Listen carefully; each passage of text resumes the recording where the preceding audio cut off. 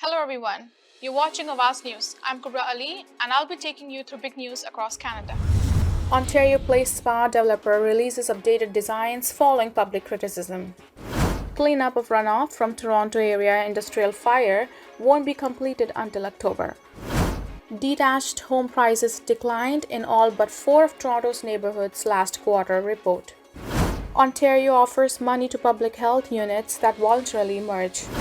Pedestrian rushed to the hospital following Parkdale collision. Ontario man who admitted to sexually abusing children allowed to practice law, tribunal rules. Man stabbed on Oshawa Street while pushing granddaughter in stroller may have been attacked at random. These were the headlines, and let's jump right into the details. The developer set to construct a massive private spa and water park on the West Island of Ontario Place has released updated designs following public criticism of the company's original plans. Austrian-based resort company Therm signed a long-term lease agreement with the province earlier this year in advance of the spa's construction. However, initial design renderings weren't well received at community consultation sessions hosted by the City of Toronto in April. Therm says that in response to those sessions and with additional input from other stakeholders, they have updated their designs to deliver a year-round family-friendly destination attraction alongside 4 more acres of public parkland. Some of the changes seems to directly address a number of concerns broached by residents at consultation sessions, mainly that the spa's central building was too tall and that too much public outdoor space would be lost. Therm says they have changed the design of the proposed structures, creating a campus-style building layout. The redesign will also see a total of 16 acres of publicly accessible space on West Island, more than currently exists there, according to the company. Therm says the redesign also aims to recognize the important role of Indigenous heritage on the site, adding that many of the plans were created in collaboration with MCFN. Fueled by a drop in prices, there was a short burst of home buying activity in the Greater Toronto Area GTA during this year's second quarter, but it was cut short by interest rate hikes and a lack of supply, according to a new report from Remax Canada. Properties that changed hands most often were detached homes, which were more affordable this year in almost every part of the GTA compared to 2022, the report says. Anxious homebuyers were quick to identify the bottom of the market and jumped in with both feet in the second quarter of the year, said Christopher Alexander, president of Remax Canada, in a press release. In Toronto, the report found that just 4 neighborhoods saw an average increase in detached home values in the first 6 months of the year compared to the same period last year. Just 3 GTA neighborhoods saw an increase in detached home sales year over year, the most significant being in the Bayview Village, Don Valley Village, Henry Farm area, which saw an increase of more than 21%. The report found that increased straight-up buying activity fueled by more affordable prices pushed the overall share of detached home sales to 44.7% in the GTA this year, up slightly from 1 year ago. An example of this trend, according to Remax, is the significant increase in sales of detached houses in York region, which saw a 104% increase over home buying activity in the second quarter. It's been nearly 2 weeks since the runoff from the 6-alarm industrial fire in Etobicoke, Ontario seeped into Mimico Creek, but the ministry says cleanup efforts may take until October. A spokesperson for the Ontario Ministry of the Environment, Conservation and Parks confirmed to Awaz News in a statement that it expects to stay on-site monitoring the situation until then while remaining actively engaged with Brentac Canada, GFL Environmental, Toronto Water and Environment and Climate Change Canada. GFL, the contractor tasked to clean up the August 11th spill, deployed 4 boats as of last Thursday to assess whether the runoff made it into Lake Ontario following a bout of heavy rain. The ministry confirmed Tuesday the spill did not reach open water. Officials have not disclosed what kind of chemicals are in the runoff. A recent video of Mimico Creek showed a thick sludge-like substance falling on top of the water. Several measures are being done to stop the spill, including placing booms, hay bales, installing underflow dams, and deploying vacuum trucks to collect the soil slurry. Amber Morley, who represents the area where the chemical plant is located, provided an update Monday on the ongoing cleanup from the Toronto water. Morley noted containment remains in place at Tom Riley Park and Queens Van Mimico, adding 7 vacuum trucks are working with boats to collect and remove contents from Humber Bay Park and Lakeshore.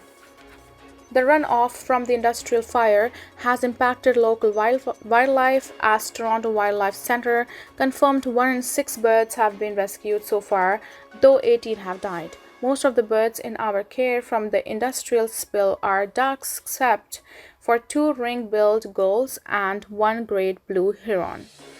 TWC's Executive Director Nathalie Carvonen told Awaz News in a statement. In an update on Facebook, the center urged residents to continue reporting wildlife who appear to be sick or oiled to its wildlife hotline. Ontario Health Minister Sylvia Jones says the province will be offering funding to public health units that want to merge and will reverse cuts to a public health funding formula. The Progressive Conservative government in 2019 proposed consolidating the province's public health units, but put those plans on hold when the COVID-19 pandemic hit in 2020. Jones says today in a speech to the Association of Municipalities of Ontario conference that she will be working with the sector to clarify public health roles and responsibilities to reduce overlap and will give one-time funding to public health units that voluntarily emerge. Jones says the province will increase base funding for public health units by 1% a year over the next 3 years. She also announced that Ontario will return to being responsible for 75% of the share of public health costs, reversing a cut the government introduced in 2019 when removed from a 75 to 25 public health cost sharing formula with municipalities to 70 to 30. Following an outcry at the time, Ford offered mitigation funding to help local governments transition to the new formula that would see them pay a larger share of the costs, and that temporary funding has continued through to this year. Public health units have been calling on the government to just permanently revert to the original funding level because the reliance on mitigation funding has made it hard for them to plan and budget. A pedestrian has been transported to hospital following a Tuesday afternoon collision in Parkdale. Police said the crash occurred just after 2:50 p.m. near the intersection of King Street West and Jameson Avenue. The driver remained on scene while the pedestrian, an adult man, was rushed to the hospital. The pedestrian injuries have been described as serious but non-life-threatening. King Street is closed in both directions at Jameson Avenue while investigators are on scene. An Ontario man who admitted to sexually abusing children has been permitted to practice law as long as he isn't alone with kids. The public, however, isn't allowed to know his name. A ruling made by the Law Society Tribunal last month found the man, only identified as AA due to a publication ban, has established he is of good character now and in turn is eligible to be licensed despite engaging in 3 incidents of sexual abuse of children in 2009. The publication ban was put in place after the tribunal found identifying him could lead to the identification of his children who don't know about the abuse.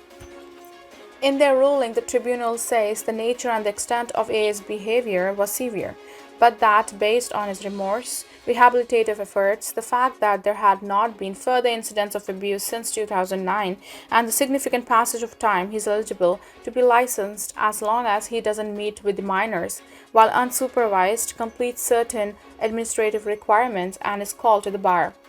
But the LSO, which regulates the legal profession in Ontario, is considering an appeal of the tribunal's decision.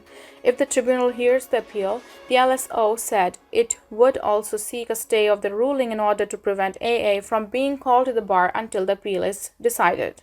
If called, A's full name, along with the condition that he is not alone with the children, would be added to the provincial public registry of the lawyers, thereby identifying him. A man who was stabbed multiple times while pushing his granddaughter in a stroller down a residential street in Oshawa on Tuesday morning may have been attacked at random, Durham Regional Police say. Officers said it happened in the area of Dalhousie Crescent and Niagara Drive, located near Simcoe Street North and Conlin Road at around 10:45 a.m. According to police, a man was located at the scene suffering from multiple stab wounds and was rushed to Toronto Area Trauma Centre for treatment. During an update at the scene on Tuesday afternoon, police confirmed that the victim is currently in critical but stable condition.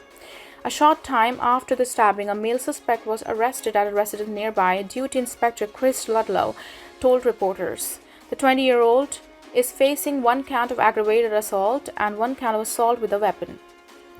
A resident of the area said he was in his backyard with his dogs shortly before 11 a.m. when he heard screaming coming from the street. I came out. I saw some old man walking with a baby, and the screams seemed like they were coming from him, so I started walking towards him, the witness, who identified him as Gary, told Awaz News. As soon as I saw him collapse, I ran. I noticed that there was blood everywhere. He was bleeding, so I took my shirt off and applied pressure to the wounds I had seen, but there was a lot more than I actually knew was there. He said the victim suffered stab wounds to his neck, chest, and face. I stayed with him until the ambulance came, he added. Neighbors confirmed to Awaz News that the man's granddaughter is between 1.5 and 2 years old. When asked about the condition of the toddler, Ludlow told members of the media that no one else was injured during the attack. Police have not released the name of the suspect but confirmed he was previously known to the officers.